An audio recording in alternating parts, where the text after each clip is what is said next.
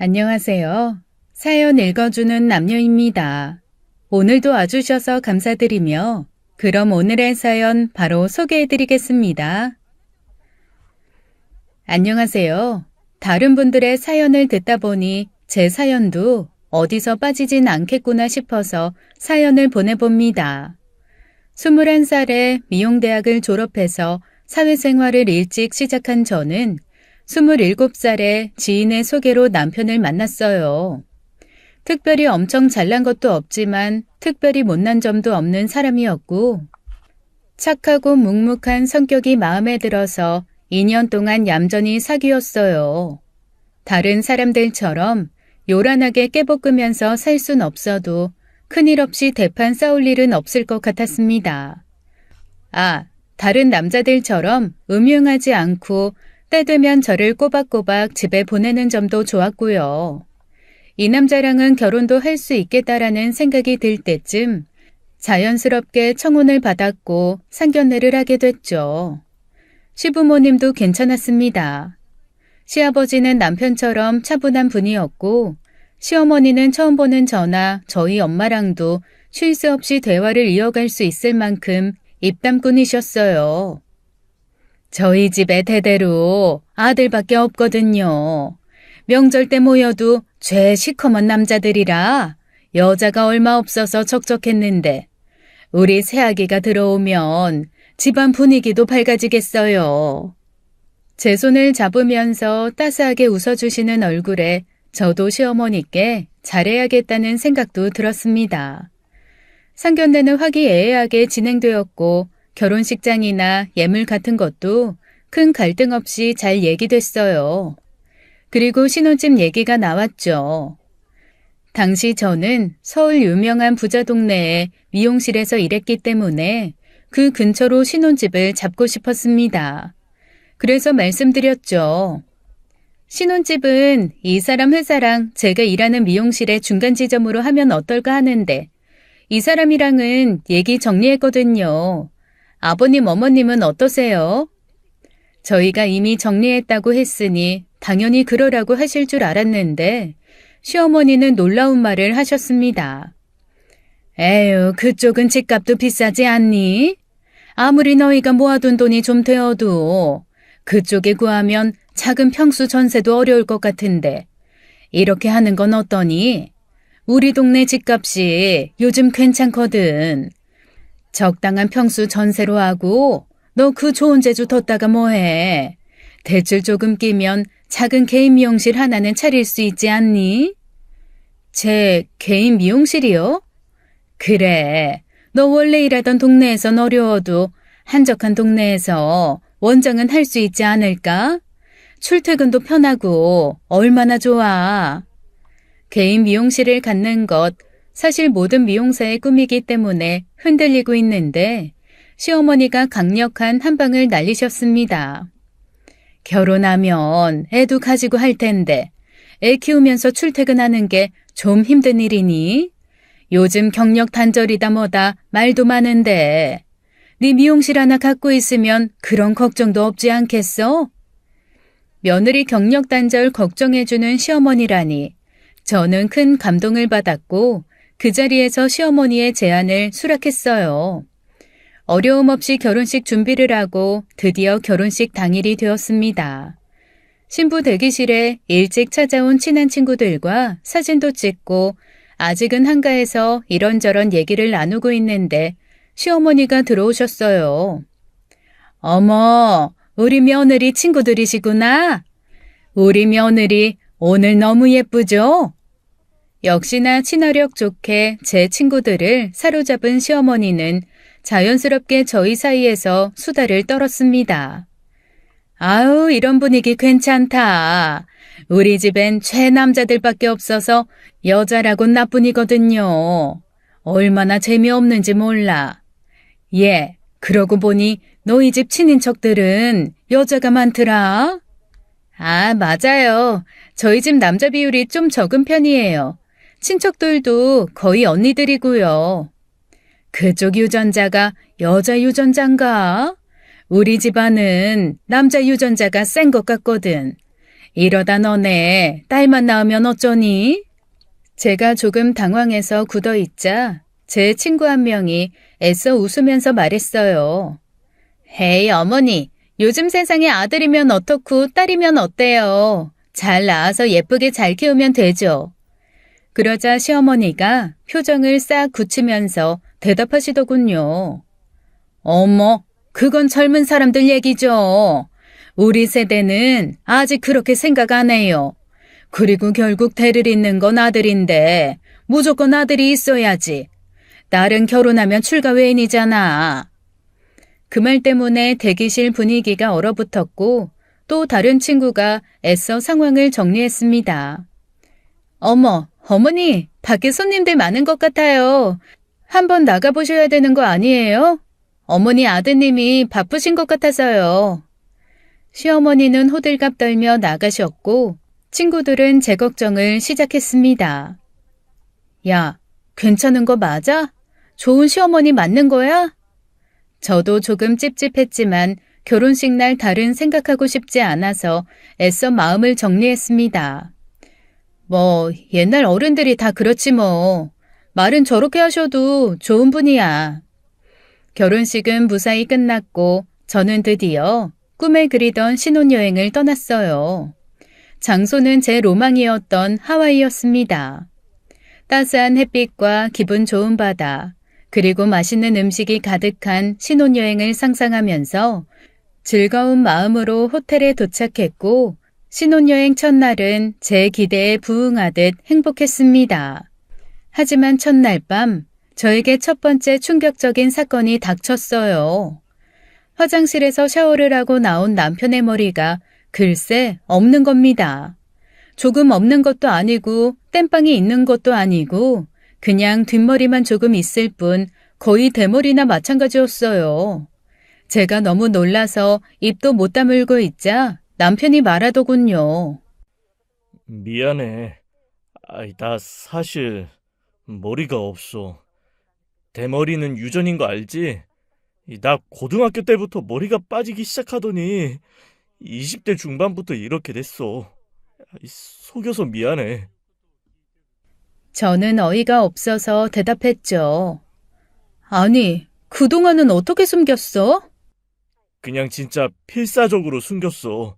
내가 얼마나 노력했는지 당신은 상상도 못할 거야. 혹시 우리 데이트할 때 나 집에 꼬박꼬박 보낸 것도 이것 때문이었어? 남편은 침묵했죠. 침묵은 긍정이었고요. 한참을 조용하던 남편은 제 눈을 피하며 말을 이어갔습니다. 솔직히 나 지금 이 순간도 고민 많이 했어. 인터넷 글들 보면 대머리 때문에 헤어지는 사람도 많다던데 끝까지 숨겨볼까? 너랑 절대 헤어지고 싶지 않은데 애라도 하나 낳고 말해야 되나? 이 얘기까지 하는데 마음이 짠하더라고요. 자기가 무슨 날개 옷 잃어버린 선녀야? 애를 담보로 대머리인 거 숨기게. 미안해. 진짜 할 말이 없어. 그런데 한 번만 넘어가 주라. 뭐 충격적이긴 했지만 애초에 이 사람 외모 보고 결혼한 것도 아니고 머리가 좀 없기로써니 사람이 달라지는 것도 아닌데 이게 뭐 대수냐라는 생각이 들더라고요. 그리고 더 들어보니까 고등학교 때부터 가발을 쓰고 다니느라 학창시절에 축구 한 번을 제대로 못 즐겼다는 말에 화는 누그러지고 안쓰러운 마음이 들었습니다. 자기, 나 미용사인 거 잊었어? 잘하는 가발 디자이너도 있어. 한국 가면 내가 더 잘 어울리는 가발 하나 해줄게. 걱정 마. 제 말에 감동받아 눈물을 글썽이는 남편을 다독이면서 신혼여행 첫날 밤도 잘 마무리가 되었습니다. 그리고 한국에 돌아와 본격적인 신혼생활을 시작했죠. 신혼집이 어느 정도 정리가 되었을 때 시어머니가 두 손 가득 반찬을 들고 집에 놀러 오셨습니다.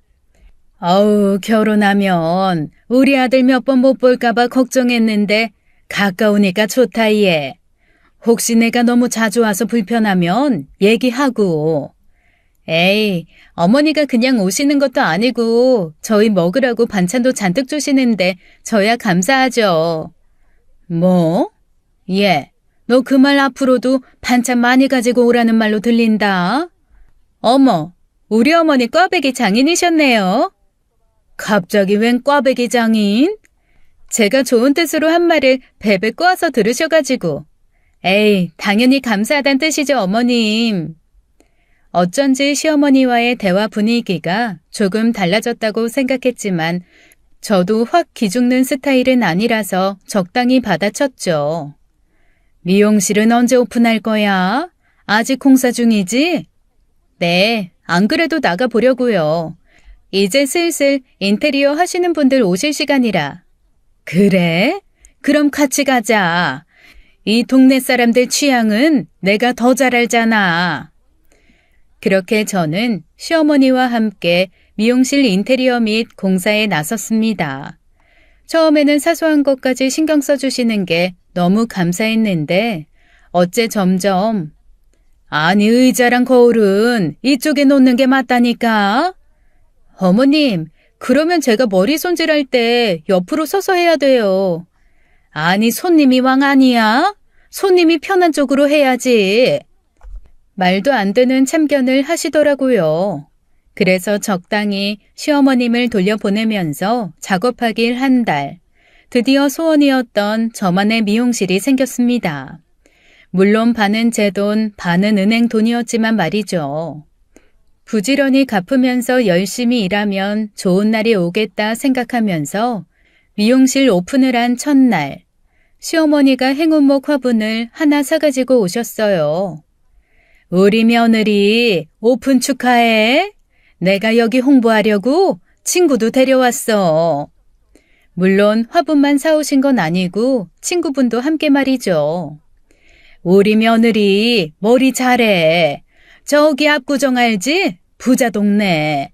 거기 있는 미용실에서 10년 동안 일하다가 여기 문 연 거야. 나 믿고 머리 해봐. 어머니 친구분은 기뻐하면서 의자에 앉으셨고 저의 첫 손님이 되었습니다. 하긴 이 동네에서 오래 사신 분이니 동네 친구들도 많을 것이고 그 친구분들이 아름아름 소문내주시면 좋은 거니까 시어머니의 마음 써주심에 감사했죠. 그래서 최선을 다해서 파마를 말아드렸습니다. 완성된 머리를 보면서 친구분도 너무 만족하셨어요. 너무 마음에 든다면서 머리를 자꾸 만져보는 친구분을 보며 뿌듯하게 웃고 있는데 시어머니가 입을 여셨습니다. 거봐, 내가 뭐라고 했어? 실력 장난 아니지? 그러네. 고마워, 우리 친구 며느리. 다 내 덕이라니까. 어깨가 한껏 올라간 시어머니를 보니까 저도 좀 뿌듯했습니다. 하지만 제가 너무 순진했던 걸까요? 시어머니의 다음 말이 너무 놀라웠어요. 고마워. 우리는 이제 갈게. 오늘 하루 열심히 일하고 이따가 우리 아들 밥도 잘 챙겨주고. 네? 어머니, 그 계산은? 어머 얘, 계산은 무슨. 내 얼굴 보고 온 내 친구인데. 시어미 친구 머리 해주고 무슨 돈을 받으려고 해? 저는 많이 당황스러웠지만 좋은 게 좋은 거다. 그래 첫날이니까 홍보 겸 좋은 마음으로 그럴 수 있다. 이런 생각으로 넘어갔습니다. 하지만 문제는 그날이 끝이 아니라는 거였어요. 다음 날도 또 그 다음 날도 시어머니는 친구분들을 데리고 오셨고 저에게 파마를 부탁한 후 계산 없이 미용실 문을 나섰습니다. 거봐, 우리 며느리 머리 잘하지? 다 내 덕분인 줄 알아. 나 아니면 자기가 어디서 실력 좋은 미용사한테 공짜로 파마를 받아보겠어? 이 말과 함께 말이죠. 이걸 어떻게 해야 하나? 가족이니까 그냥 이렇게 지나가는 게 맞는 걸까? 아니면 반값이라도 받아야 하는 걸까? 고민이 계속되던 날들이 지나갔고 어머니는 이제 매일 한 명씩 친구를 데려오는 것도 모자라 친구분들을 한 번에 미용실에 데리고 오셨어요. 오늘은 여기 이 친구 파마 좀 해줘. 자기는 여기 앉아. 그리고 우리는 여기 소파에 앉자고. 예, 우리 커피 좀 줘. 커피 4잔이랑 나는 녹차로. 시어머니와 친구분들께 제대로 된 인사도 드리기 전에 벌어진 상황에 제가 어떻게 해야 할지 몰라 일단 가만히 서 있으니 시어머니의 재촉이 돌아왔습니다. 얘 뭐해? 우리 커피 좀 달라니까. 어머, 어머니 여기 카페 아닌데 혹시 잘못 알고 들어오신 건 아니죠? 너는 나를 바보로 아니? 뭔 소리 하는 거야? 아니, 미용실에서 너무 당당히 커피 찾으시길래요. 이번만 제가 서비스로 드릴게요. 시어머니 혼자셨으면 말을 더 얹었을 텐데 친구분들도 계시고 하니 일단 커피와 녹차를 각각 준비해드렸고 친구분 머리를 해드리기 시작했죠. 시어머니와 친구분들의 수다는 계속되었습니다. 그래서 그 집 아들이 이혼을 했다는 거야? 글쎄 바람을 폈대. 며느리기가 엄청 셌나 봐. 그럼 그렇지. 남자는 여자하기 마련인데 요즘 여자애들은 기가 세다니까. 그러니까 남편들이 밖으로 돌지. 우리 땐 안 그랬잖아. 제가 듣기는 좀 불편한 대화 내용이 큰 소리로 오갔고 시어머니와 친구분들의 대화는 빠르게 바뀌었습니다. 보통 동네 사람들 험담이긴 했죠. 그러다 저와 제 남편 얘기가 나왔습니다.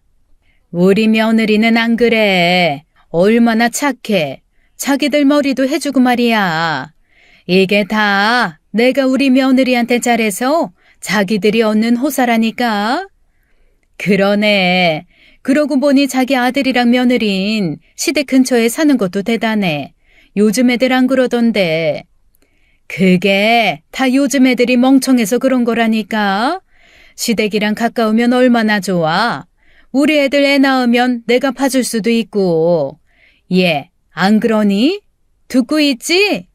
그리고 저에게 애를 낳으면 애도 봐줄 거라면서 너는 걱정 없이 일하라는 말도 하셨어요. 저희 대화를 가만히 듣고 있던 어머니 친구분이 그러고 보니 며느리가 참 단아하고 예뻐서 딸이 엄마 닮으면 예쁘겠네. 이런 말을 하셨는데 저희 시어머니 갑자기 화를 내시더군요. 딸? 딸은 무슨 무조건 아들 낳아야지. 그래, 말 나온 김에 얘기 좀 하자. 우리 집의 손녀는 아무 소용없는 거 알지? 대대로 아들만 낳았다고 얘기했잖아. 너도 꼭 아들 낳아야 한다.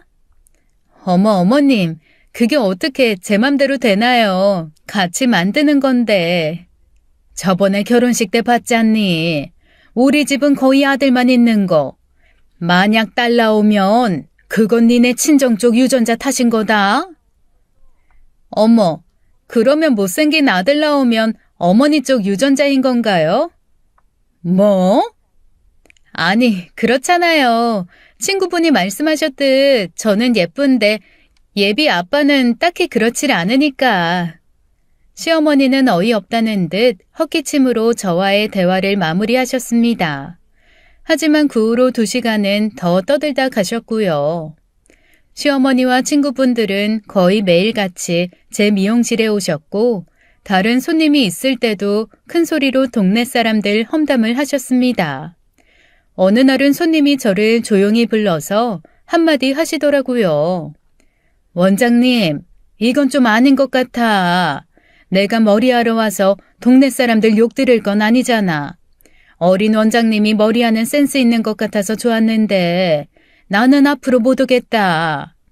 그 말을 듣자 아 그래 더 이상은 안 되겠다 싶더라고요. 그날 장사를 끝내고 집에 가는 길에도 저녁을 먹으면서도 너무 고민이 돼서 남편에게 이 상황을 얘기했습니다. 그랬더니 제 남편 딱 한마디 하더군요. 알아서 해. 둘 문제에 나 끼우지 말고. 내 생각하지 말고 당신 하고 싶은 대로 해. 이건 뭐 내 편인 건지 아닌 건지 여하튼 남편도 허락 아닌 허락을 했으니 마음을 단단히 먹고 시어머니께 전화를 드렸습니다. 그리고 오늘 고객님이 이런 말을 하더라 그러니까 앞으로는 좀 자제해 주셨으면 좋겠다. 시어머니의 대답은 이거였습니다. 예, 우리가 떠들어봤자 얼마나 떠든다고 그러니? 너는 그리고 한 번 보고 말 고객이 나보다 중요해? 내가 철벽에 대고 얘기를 했구나 싶더라고요. 이렇게 되면 정면 돌파만이 답이란 생각이 들었습니다. 그리고 다음 날 시어머니는 어김없이 친구분들을 몰고 오셨어요. 예, 있지. 이 친구 저번에 파마했던 거 기억나지? 여기 옆부분이 조금 풀렸다지 뭐니. 여기만 살짝 한 번 더 말아줘. 그러셨구나. 네, 이 부분만 살짝 손봐드리는 건 2만 원이에요. 제 말을 듣고 시어머니는 완전 어이없어 하셨습니다. 예, 뭔 소리야? 내 친구인데 무슨 돈을 받아? 어머니, 제가 그동안은 그냥 어머니 얼굴 봐서 다 해드렸는데요. 계산을 해보니까 공짜로 머리 하신 것들만 150만 원이 넘더라고요. 그러면 이건 더 이상 호의일 수는 없죠. 그리고 여기는 어머님 댁도 아니고 카페는 더더욱 아니거든요. 자꾸 와서 커피 달라고 하시고 큰 소리로 수다 떠시는 거 너무나 영업 방해예요. 뭐? 얘가 못하는 소리가 없구나. 너, 내 친구들 앞에서 꼭 이래야겠어? 그래서 제가 어제 전화로 살짝 말씀드렸잖아요. 너 나한테 무슨 억하심정이 있니? 그래서 이래? 공과 사를 구분하는 거예요, 어머니. 가족끼리 무슨 공과 사? 너 정말 어이없다. 목소리가 점점 커지자 보다 못한 친구분이 시어머니를 데리고 나가시더라고요. 그 후로 미용실은 조용해졌습니다. 문제는 미용실만 조용해졌다는 거죠. 시어머니는 그 후로 저녁마다 저희 집에 와서는 반찬이 이게 뭐니? 너 일한다고 집안일 등한시하는 거 아니지? 네 말대로 공과 사는 정확히 구분해야 될 거 아니냐? 집안일 잔소리. 너희 근데 애는 언제 낳을 거니? 얼른 낳아야 하지 않겠어? 네가 공과 사를 정확히 구분하는 걸 좋아하지만 내가 너 일하는 동안 애는 봐주마. 이런 시어머니가 어딨니? 네가 싸가지 없이 굴어도 애 봐주겠다고 하고. 애를 낳으라는 재촉. 또 다른 고통의 시작이었습니다. 그러던 중 제가 드디어 임신을 했는데요. 임신 소식을 들은 시어머니 태도가 또 싹 바뀌시더라고요. 와서 밥도 해주시고 청소도 종종 해주셨어요. 미용실도 혼자 오셔선 수건 빨래도 돌려주셨죠.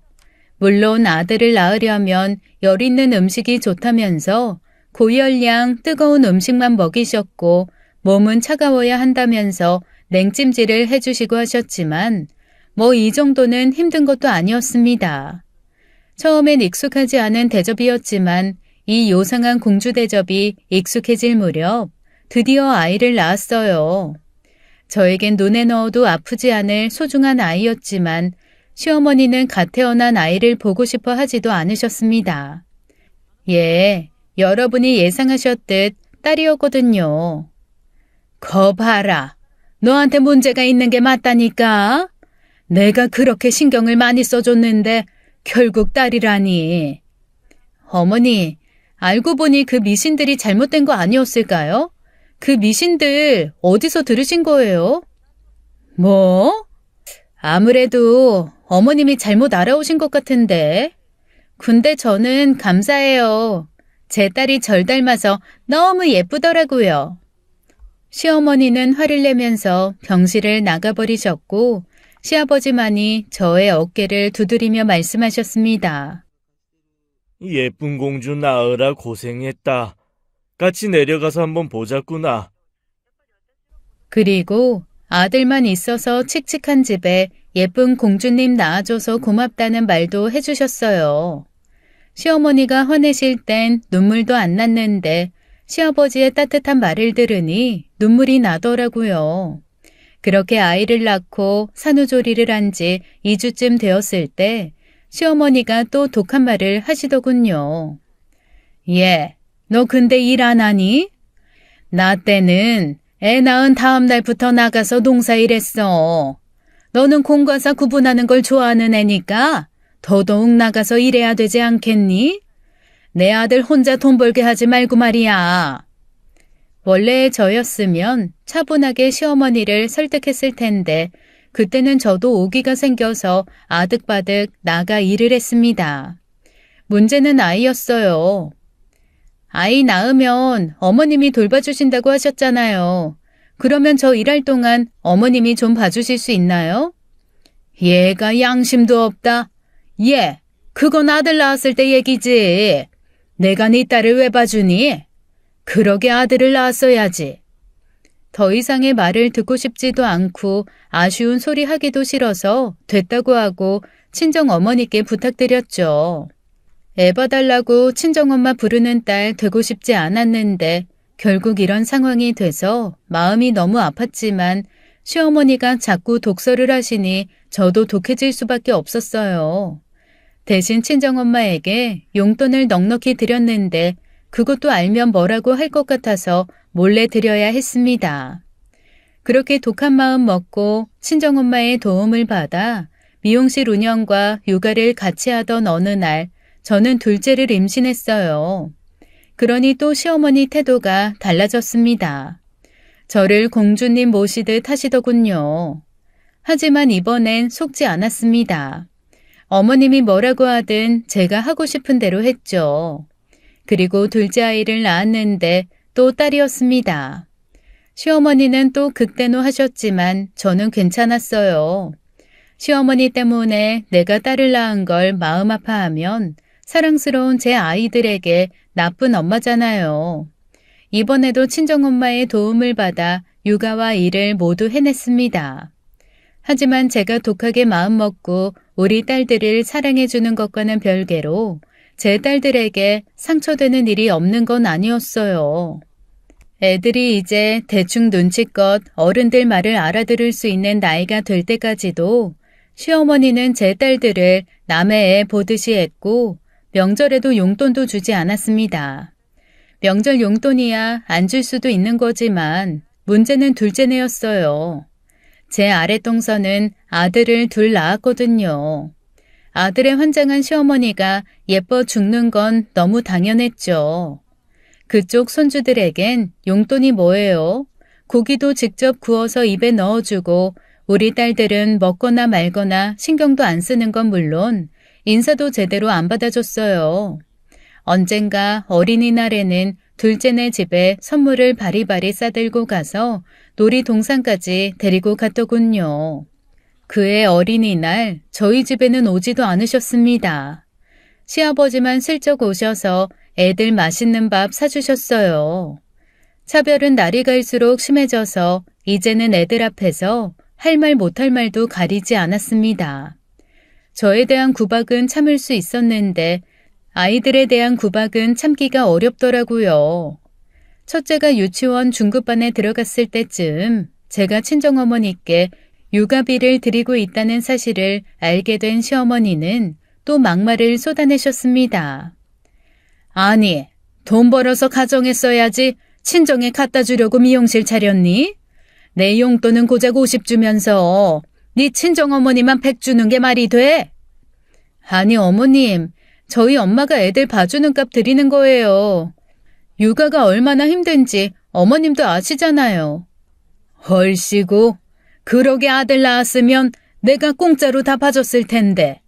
얘, 딸 집에서 귀하게 키워서 뭐 하려고? 네 미용실 출근할 때 데려가. 일찍 일 가르쳐서 나중에 네 시다로 쓰면 딱이겠다.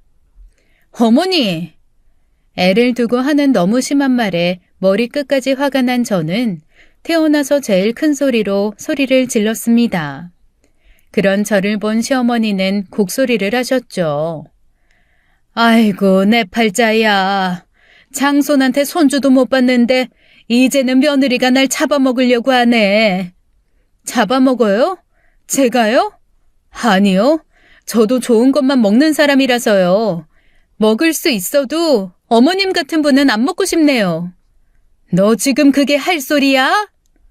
그때 시아버지가 한 소리를 하셨죠. 둘 다 그만해. 아가 너는 애들 데리고 집으로 가고 아, 당신도 그만해. 그나마 저와 제 딸들을 챙겨주던 게 시아버지라서 저는 그쯤 화를 삭히고 애들을 데리고 집으로 갔어요. 그 후 시어머니 얼굴만 보면 화가 치밀 것 같아서 저는 자연스럽게 시댁의 발길을 끊었습니다.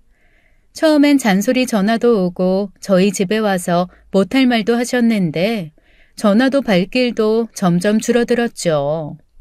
눈치상 시아버지가 막는 것 같았습니다.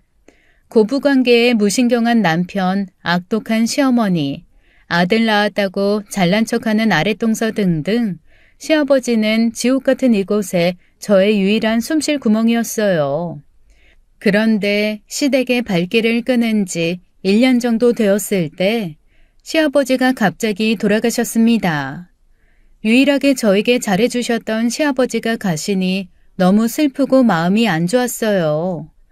조용히 마음을 추스르며 울고 있는데 시어머니는 자기 남편 죽은 슬픔은 느껴지지도 않는지 저에게 이런 말을 하시더군요. 얘 봐라. 아들들은 저 어린애들도 상주복 입고 역할이 있는데 딸들은 없잖니. 내가 아들 타령한 이유가 다 있는 거야. 이제 어른들 말을 다 알아듣는 첫째 딸은 눈물이 그렁그렁해졌고 눈치껏 자기한테 안 좋은 말 한다는 걸 안 둘째 딸도 울면서 제 품에 안겼습니다. 그땐 생각했어요. 아, 그냥 영원히 상종을 하지 말아야겠다. 남편이 뭐라고 하든 시댁과는 손절을 해야겠구나. 시아버지도 안 계시니까 꼭 그렇게 해야겠다. 장례가 끝난 후 어느 정도 시간이 지나고 나서 남편에게 말했죠.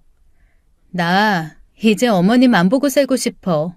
애들도 못 만나게 할 거야. 어차피 아쉽지도 않으시겠지만.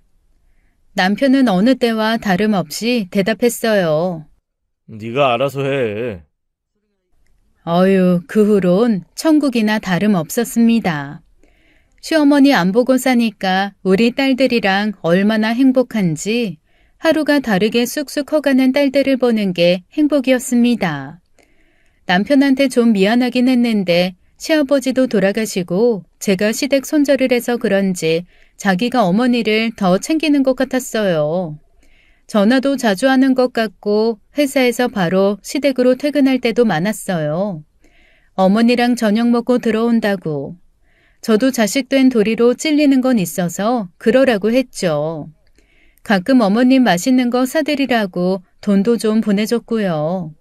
주말에도 어머니 보러 시댁에 간다길래 저렇게까지 효자였나 싶다가도 상황이 상황인 만큼 충분히 그럴 수 있다고 생각했습니다. 하루는 저녁에 오랜만에 온 가족이 저녁을 먹는데 남편의 휴대전화 벨이 울렸습니다. 발신자는 어머니. 급히 전화를 받고 방으로 가더라고요. 통화 정도는 앞에서 해도 되는데 어머님이 아직도 내 욕하시나? 단순하게 생각하고 있는데 나 엄마한테 좀 가봐야 될 것 같아. 체하셨대. 그래서 얼른 가보라고 했죠. 집에 있는 소화제도 좀 챙겨주면서요. 그리고 그날 밤도 남편은 아주 늦게 집에 돌아왔습니다. 어머님은 좀 어때? 괜찮으셔? 우리 엄마? 왜? 왜냐니? 체하셨다며. 괜찮아지셨어.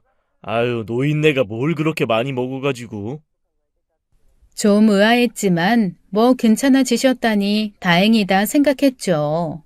그리고 다음 날 오랜만에 딸 둘을 다 데리고 장을 보러 갔는데 둘째가 갑자기 제 치마폭으로 들어와 숨더라고요.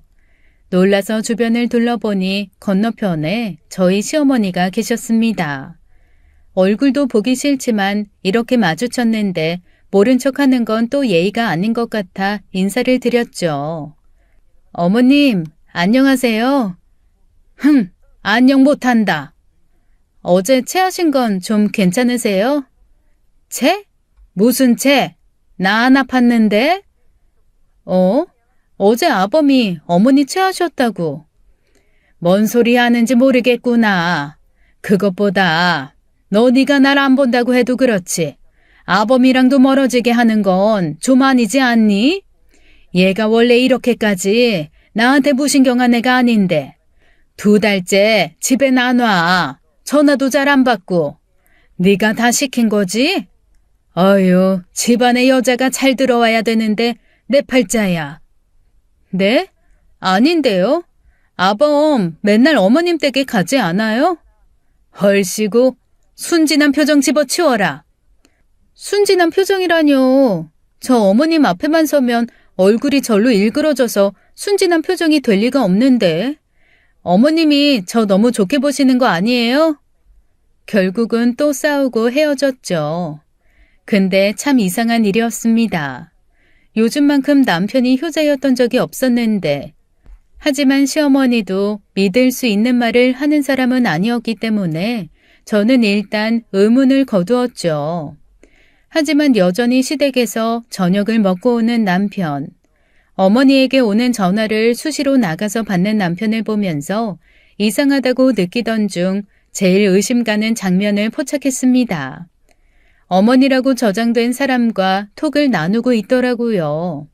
제가 아는 저희 시어머니는 톡은커녕 문자도 제대로 사용하기 어려운 분인데 저렇게 빠르고 능숙하게 톡을 나눈다는 게 영 이상했어요.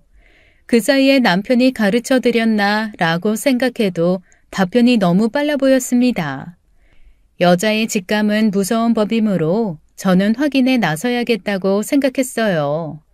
그리고 남편이 샤워하러 들어갔을 때 남편의 옷에서 핸드폰을 찾았죠. 그런데 옷에 핸드폰이 없더라고요. 가방에도 없었습니다.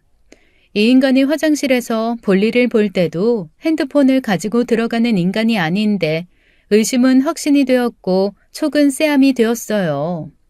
그리고 언제든 핸드폰을 확인할 기회를 노렸습니다. 그리고 어느 금요일 밤 기회가 왔죠. 아주 술독에 빠져서 왔더군요. 술 냄새 사이에 섞여 있는 묘한 여자 화장품 냄새도 났습니다. 10년이 넘도록 맡아온 여자 헤어 제품 냄새도 미세하게 났죠. 저는 더더욱 확신을 했고 취한 남편의 옷을 뒤져 핸드폰을 꺼냈어요. 그리고 핸드폰을 열었는데 코웃음이 나왔습니다. 귀찮아서 그런 거 잘 해놓지도 않던 인간이 지문인식 비번을 걸어놨더라고요. 취해서 사리 분별 못하는 남편의 손을 집어 지문인식을 시켰죠. 핸드폰 화면이 열리고 저는 통화 목록부터 훑어봤습니다. 어머니랑 통화한 목록이 아주 많더라고요. 하루에 3번, 많게는 5번 이렇게까지 전화를 많이 했다고? 심지어 야밤에도? 너무 이상했어요. 제일 의심스러웠던 톡방에도 들어가 봤는데 이상하게 시어머니랑 나눈 대화창은 없더라고요. 문자함도 마찬가지였습니다. 대신 카드값 알림 문자가 잔뜩 쌓여 있었죠. 가관이었어요. 명품 한우 고깃집, 영화관, 한식집, 샤브샤브집, 얼씨구 파스타집. 어머님을 모시고 이런 곳에 갔을 리는 없잖아요. 평일 주말 할 것 없이 신나게 외식을 했더라고요. 어머님 성격상 특별한 날이 아니면 절대 집밥을 드시는 분인데도 말이죠. 저는 통화 목록을 다시 살피기로 했습니다. 그리고 어머니라고 저장된 목록 하나를 열었는데 뒷목에서 소름이 쫙 돋았어요. 제가 아무리 시어머니랑 연을 끊다시피 했어도 생신을 기억 못하는 며느리는 아니거든요. 시어머니 핸드폰 뒷자리는 분명히 시어머니 생신인 10월 13일, 즉 1013이었는데 어머니라고 저장된 이 번호는 뒷번호가 3451이었습니다. 그때부터 핸드폰을 든 손이 발발 떨렸어요. 믿고 싶지 않은 사실에 가슴이 터질 것 같았습니다. 하지만 얼른 이성을 찾고 통화 버튼을 눌렀죠. 시어머니가 절대로 하지 않았을 것 같은 외국 노래가 컬러링으로 들리더군요. 얼마 안가 상대가 전화를 받았습니다. 그리고 저에게 말했죠. 자기야, 이 시간에 웬일이야? 아직 집 도착 못했어? 속은 좀 괜찮고? 그러게, 너무 많이 마시지 말라니까. 누가 들어도 앳된 목소리에 애교스러운 말투, 머릿속에 이 생각만 딱 들었죠. 이 자식 바람 피는구나. 일단 전화를 끊었어요. 충격에 온몸이 떨려서 힘들게 진정시키고 있는데 진동과 함께 문자가 도착했습니다. 왜 갑자기 끊어? 그 미친년 일어났어? 걱정되니까 답장해. 이 미친년은 날 말하는 건가? 이 미친 자식이. 너무 화가 나서 당장 깨워줘 패고 싶었지만 지금 제가 받은 충격에 비하면 그건 너무 약하다는 생각이 들었습니다. 어떻게 하지? 어떻게 해야 이 자식이 제일 치욕스럽게 복수를 할 수 있지? 그때 문득 남편의 머리가 눈에 들어오더군요. 정확히는 제가 만들어준 가발이요. 그래서 저는 충동적으로 그 가발을 벗기고 사진을 찍었습니다. 밤이라 그런지 대머리가 더더욱 반짝반짝 빛나는 느낌이었어요. 그리고 이 여자한테 남편인 척 문자를 보냈죠. 있잖아. 나 솔직히 말할 게 있어. 바로 답장이 왔습니다. 뭐야? 말해. 저는 바로 사진을 전송했어요. 전송하자마자 전화가 오고 난리도 아니더군요. 제가 전화를 안 받자 문자 알림이 쉴 새 없이 울렸습니다. 오빠 뭐야? 대머리야? 아니지? 장난치는 거지? 뭔데? 지금 이 사진 누가 찍은 거야? 오빠 전화 좀 받아. 아니, 오빠 대머리야? 그동안 날 속였어? 대답해 보라고. 정신없이 오는 문자들을 보면서도 이걸론 부족하단 생각이 들었습니다. 내가 지네 엄마한테 가중 구박 다 당하면서 애들 키우는 동안 지는 바람을 피고 있었단 말이야? 게다가 아버지 돌아가신 지 얼마나 됐다고. 이거 진짜 미친놈이네. 아주 여기저기 개망신을 주고 싶어지더라고요. 그래서 깨톡 어플을 켰고 남편의 회사팀 단체방에 들어갔습니다.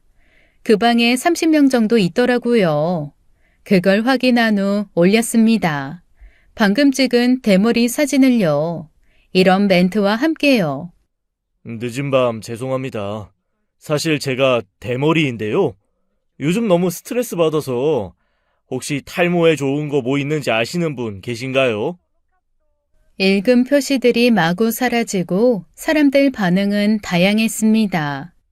아니, 이 늦은 시간에 이게 무슨 민폐입니까? 과장님, 이게 무슨 일이에요? 타박하는 사람부터 헐 한마디로 심정을 표현하는 사람들, 그리고 당황했는지 아무 답장을 보내지 않는 사람들, 어떤 직원은 착하게 검은 콩을 검색해서 보여주더라고요. 과장님, 검정콩이 탈모에 좋다고 하네요. 근데 과장님 머리가 아예 없으신 것 같아서 도움이 될지는 모르겠어요. 그 와중에도 저 직원의 말이 너무 웃겨서 깔깔 웃음이 났습니다. 물론 이 개자식이 깰까봐 금방 소리를 죽였지만요. 그래도 아직 복수가 부족하다고 생각했어요. 그래서 손가락을 좀 더 움직여봤죠. 그리고 사실 제가 대머리인 주제에 바람을 피고 있거든요. 아내가 맞춰준 가발을 쓰고 어린 애인 만나고 있습니다. 단톡방은 난리가 났습니다. 뭐? 아이, 미쳤어? 장난하는 거야? 다양한 반응이 있었어요. 그래서 어머니로 저장된 내연녀가 보낸 문자를 캡처해서 단톡에 보냈습니다. 장난 아닙니다. 아니, 모르게 하려고 어머니로 저장해서 연락하고 있는데 이 방법이 언제까지 통할지 모르겠어요. 혹시 조언 주실 분 계신가요? 싸늘하게 얼어붙은 단톡방에 마지막 킥을 한 방 더 날렸죠. 아이, 그런데 애인한테도 대머리인 걸 들켰어요. 저 어떻게 해야 될까요? 아무도 답장 없던 그때 부장님이 한마디 하셨습니다. 이 과장, 회사 단톡방이 자네 장난치는 곳이야? 장난이 아니라면 더 문제지만 뭐든지 간에 내일 아주 후회하게 될 거야. 부장님의 말투에서 분노가 느껴졌어요. 쌤통이다 이 자식아. 내일 회사 가서 따가운 눈총 좀 느껴봐라. 그런데 문득 이런 생각이 들더라고요. 회사야 옮기면 그만이잖아요. 이놈의 인간관계를 박살내고 싶다는 생각이 들더라고요. 그래서 이번엔 친구들 단톡에 들어갔습니다. 그리고 똑같이 대머리 사진을 올렸죠. 사실 나 고등학교 때부터 탈모였어. 그동안 니네들한테도 숨겨서 미안해. 역시 읽음 표시가 빠르게 줄어들었고 별의별 대답들이 다 왔습니다. 친구들이라 그런지 진지하게 대머리에 대한 고민 상담을 해주더라고요. 그래서 남편의 고민 하나를 더 던져주었습니다. 사실 나 고민이 하나 더 있는데, 사실은 나 지금 애인이 있거든? 친구들 반응은 난리가 났죠. 와이프 말하는 거야? 뭐 와이프도 애인이긴 하지. 아니, 애인이 따로 있어. 지금은 애인 번호를 어머니로 저장해서 몰래 만나고 있긴 한데, 더 좋은 방법 없을까? 단체 톡방은 얼어붙었어요. 아무도 대답을 하지 않았죠. 그러던 중 딱 한 명이 답장을 보냈습니다. 이 새끼 미친놈이었네? 야, 너 같은 놈을 친구라고 생각한 내가 별로다. 이걸 물어보면 좋다고 고민 상담해 줄 줄 알았냐? 당장 연락 끊어 이 자식아. 손절하자. 그러자 다른 친구들도 연이어 답장을 보냈어요. 실망했다. 당분간 얼굴 보지 말자. 부끄러운 건 네 대머리가 아니라 바람이야 임마. 그리고 다들 단체 톡방을 나가버렸어요. 15명이 있던 단톡에는 오직 남편 이름 하나만 남았죠. 그리고 그때 어머니에게 전화가 또 왔습니다. 이번에는 전화를 받았죠. 여보세요? 미친년입니다. 네? 네 오빠한테 건 전화 미친년이 받았다고요. 네? 오빠는요? 네 대머리 오빠 지금 취해서 자빠져 자고 있고요. 이혼할 거니까 평생 이 대머리랑 붙어먹든 알아서 하세요. 아니 근데 진짜 오빠 대머리예요? 참나, 이 상황에서도 그걸 확인하고 싶은가? 역시 유부남이랑 바람피는 여자도 정상이 아니라고 생각하면서 전화를 끊었습니다. 그리고 이번엔 문자함에 들어갔죠. 거래처 사람들이랑 나눈 대화들이 많더라고요. 거래처 사람들한테도 이 인간이 얼마나 쓰레기인지 알려줘야겠다는 생각이 들었습니다. 영업직인 사람에게 최악의 복수였죠. 그래서 거기에 하나씩 사진과 문자를 보내주었습니다. 대머리 사진 한 장과 저는 지금 바람을 피고 있습니다라는 문자 하나. 아마 당분간 이 업계에선 일 못할 텐데 어차피 이혼할 사람 앞날 제 알바인가요? 잘못하면 벌을 받는다는 건 확실히 알려줘야죠. 그렇게 남편 핸드폰을 샅샅이 뒤져서 핸드폰 속에 남편이 로그인해둔 각종 메일함, 인스타그램이나 페이스북에도 대머리 사진과 내연녀에게 온 문자를 캡처해서 올렸습니다. 그런데도 분노가 사라지지 않아서 남편의 톡 프로필 사진에 들어갔죠. 이름은 바람난 대머리 나무로 바꾸고 프로필 사진도 지금 찍은 대머리 사진으로 바꿨고요. 그러다 보니 어느새 아침이 밝았더라고요. 이 자식이 깨기 전에 이 집에서 나가야겠다는 생각이 들었습니다. 근데 그냥 나가긴 또 아쉽잖아요. 제가 사랑과 애정으로 맞춰줬던 비싼 가발들을 다 꺼냈어요. 그리곤 하나도 남김없이 모조리 가위로 잘라버렸습니다. 자른 가발들은 화장실 욕조에 물 채워서 담그고 두 딸을 깨워서 옷 입혀 집에서 나왔습니다. 뒤도 돌아보지 않고 택시 타고 친정으로 갔죠. 이 새벽에 무슨 일이냐며 걱정하는 엄마 아빠에게 사정 설명을 했더니 너무 마음 아파하시더라고요. 그래서 씩씩하게 말씀드렸습니다. 에이, 나 앞으로 잘 살라고 나온 건데 속상해 마셔. 나 우리 애들 키우면서 살 능력 되는 거 알잖아. 비몽사몽한 애들을 일단 재우고 있는데 전화벨이 울리더군요. 남편이었습니다. 심호흡하고 전화를 받았어요. 예상한 대로 고래고래 소리를 지르더라고요. 너 미쳤어? 지금 무슨 짓을 한 거야? 저도 지지 않고 소리를 질렀습니다. 미친 건 너지 이 새끼야. 제정신인 자식이 멀쩡한 가정 냅두고 바람을 펴? 됐고 이혼소장 보낼 거니까 도장이나 찍어. 2번 다시 나랑 애들 볼 생각 하지 마. 너 내가 가만히 있을 것 같아? 너 이거 명예훼손이야. 알아? 바람난 남편 주제에 훼손될 명예가 어딨니? 네 명예는 네가 훼손한 거야, 이 멍청한 자식아. 네 목소리 듣기 싫으니까 끊어. 와우, 제가 이렇게 소리 잘 지를 수 있는 사람이라는 걸 처음 알았잖아요. 어찌나 통쾌하던지. 그런데 웃긴 건 뭔지 아세요? 한 두어 시간 후 시어머니한테서도 전화가 온 거 있죠. 너 정말 미쳤니? 내가 예전부터 말했지? 남자는 여자하기 나름이라고. 네가 고개 빳빳이 들고 나랑 갈등 일으키고 남편한테 무뚝뚝하게 구니까 애가 밖으로 돈 거 아니야. 너는 진짜 잘하는 게 뭐니? 어? 아, 공과 사 구분하는 거 잘하나? 저 다 잘해요. 일도 잘하고요. 애도 잘 키우고요. 그러는 어머니는 인생 최대 업적이 아들 낳은 거라 어떡해요? 그것도 2딸이랑 마누라 두고 바람난 대머리 아들. 뭐? 아, 아들 낳는 거 유전이라고 하셨죠? 대머리도 유전이라던데. 유전의 힘이 강하긴 한가 봐요. 우리 애들이 딸이라 얼마나 다행인지. 아니면 그쪽 분 아들처럼 문어 대가리 될 뻔했네요. 너 진짜 시애미한테 못하는 말이 없구나. 엥? 아드님 더 이상 제 남편 아닌데? 어떻게 제 시어머니세요? 이제 남이니까 전화 끊겠습니다. 더 쏴주고 끊었어야 했는데 싶다가도 법적으로 쏴주자 싶어서 꼼꼼하게 이혼 소송을 준비했습니다. 그런데 남편, 아니 바람난 전 남편도 저를 고소했더라고요.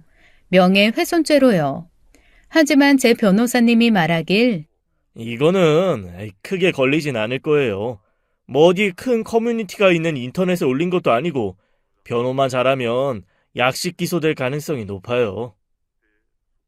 하지만 괘씸해서 저도 소송 하나를 더 걸었어요. 남편의 내연녀에게 상간녀 소송을 걸었죠. 증거도 충분하고 멍청한 내연녀가 바람핀 건 당신 남편인데 왜 자기한테 소송을 거냐면서 진술이나 다름없는 말을 했거든요. 그렇게 3개의 소송이 섞여 진흙탕 싸움이 계속됐는데요. 남편도 지가 건 명예훼손 소송은 크게 득될 것 없고 제가 건 이혼 소송이 지 잘못 100%라서 큰일 날 것 같았는지 어느 날 제 친정에 찾아왔더라고요. 자기야, 뭐? 자기는 누가 자기야? 애들 보기 전에 꺼져. 내가 잘못했어. 다시 합치자는 말은 안 할게. 나 조금만 봐주면 안 될까? 나 지금 네가 사진 보낸 것 때문에 회사도 관두고 퇴직금으로 산단 말이야. 그게 왜 나 때문이야? 네가 큰일 난 건 네 때문이지. 그래서 이렇게 미안하다고 하잖아. 제발 양육권이고 뭐고 내가 다 줄게. 집만 어떻게 안 될까? 너는 미용실도 있잖아. 그거 내 미용실이야. 내 돈, 내 대출이고. 집에 내 돈도 반 들어간 거 알지? 스토킹죄로도 고소하기 전에 썩 꺼지래도. 남편은 욕을 지 씹으면서 돌아섰죠. 와서 비는 걸 보니까 좀 꼬숩긴 하더라고요. 하지만 봐주는 건 절대 안 될 일이었죠. 결국은 저의 변호사님 말대로 저는 간단한 명예훼손 약식 기소로 벌금 100만 원 내고 끝냈고요.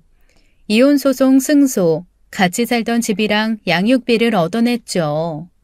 아, 2딸의 양육권도 당연히 제가 가져왔고요. 상간녀 소송 위자료도 아주 두둑하게 받았답니다. 반년은 먹고 놀아도 될 만큼 벌었어요. 같이 살던 집이랑 시댁 근처에 있는 미용실은 당연히 정리하고 현금화 시켜서 친정집 근처로 새 집을 얻고 새 미용실을 열었습니다. 소송 싸움을 할 땐 조금 지치긴 했지만 지금은 너무 행복해요. 친정 부모님도 자주 만나면서 두 딸과 재미있게 잘 살고 있습니다.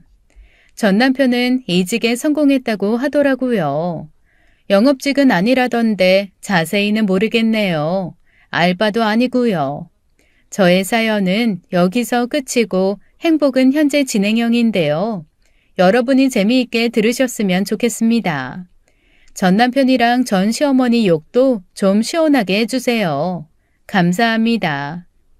지금까지 사연 읽어주는 남녀였습니다. 끝까지 시청해주신 여러분 감사드리며 저희는 다음 사연으로 돌아올게요. 감사합니다.